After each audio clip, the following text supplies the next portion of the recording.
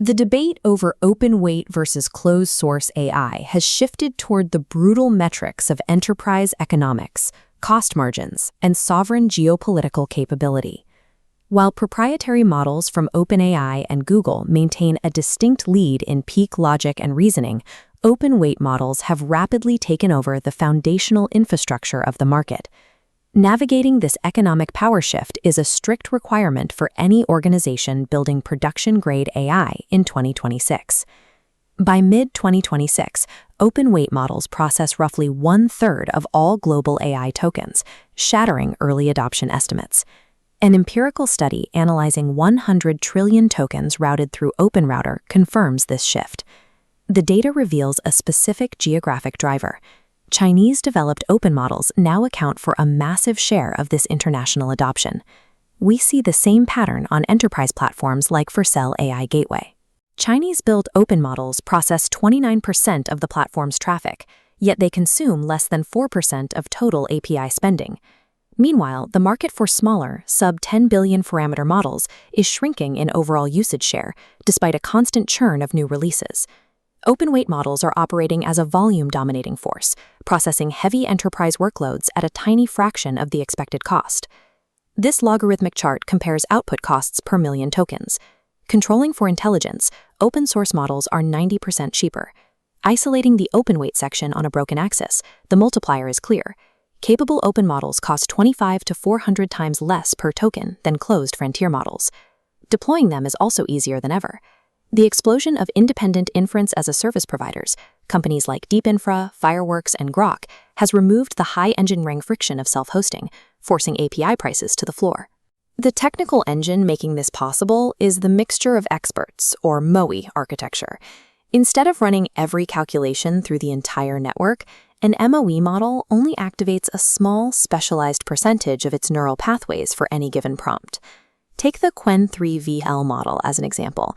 It contains 235 billion total parameters, giving it immense knowledge density, but it only activates 22 billion parameters per token during generation. By severing the historical link between massive model capability and massive computational cost, MOE architectures have removed the high-cost barrier to entry previously maintained by frontier labs. If open models are nearly free to run and highly capable, why do enterprises still pay millions for closed models?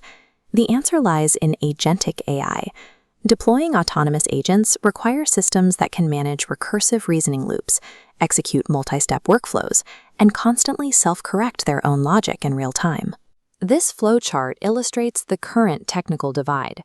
As you can see, open-source models often fail and get stuck in logic loops during complex multi-agent orchestration, while closed models successfully navigate and execute the function calls.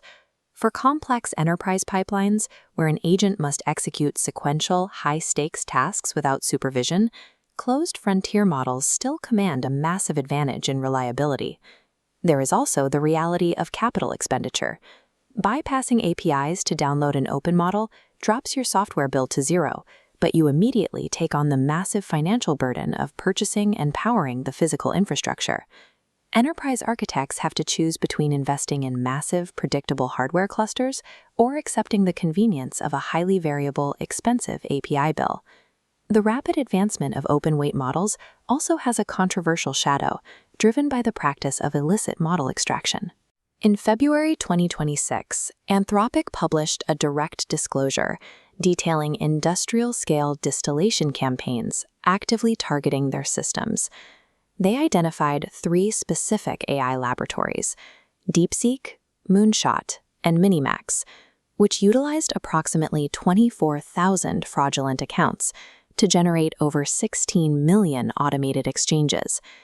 The explicit goal of these massive campaigns was to illicitly extract Claude's proprietary capabilities and complex reasoning traces, using that output as synthetic data to train their own open models. Because U.S. frontier models are considered strategic assets, this scale of extraction turns a technical terms of service violation into a global regulatory and export control issue for the U.S. government.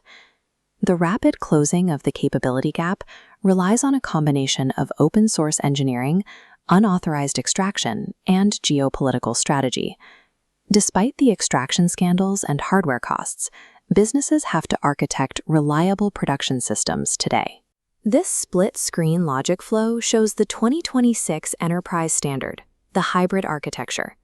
Companies route high-volume, low-risk background classification tasks to cheap open models on the left, while reserving expensive closed APIs for user-facing dynamic reasoning on the right.